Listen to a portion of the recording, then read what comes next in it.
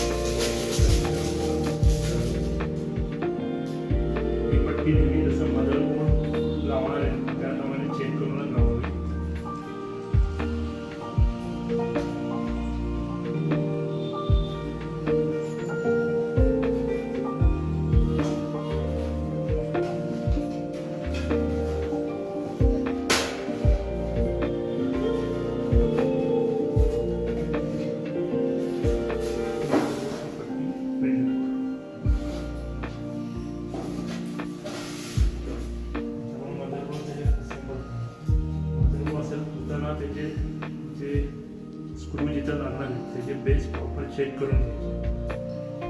त्याच्यावर मदरबोर्ड बसला पाहिजे.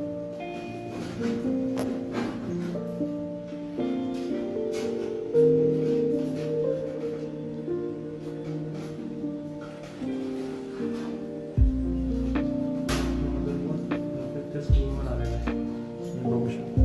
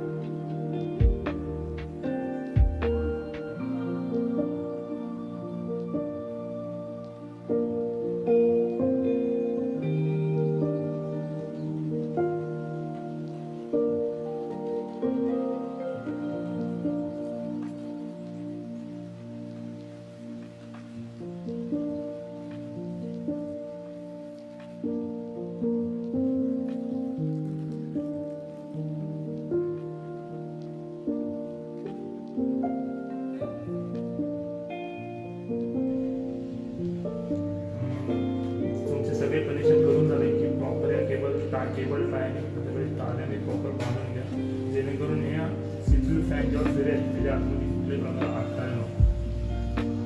आता आपण त्याचा कवर लावून त्याला फॅन करून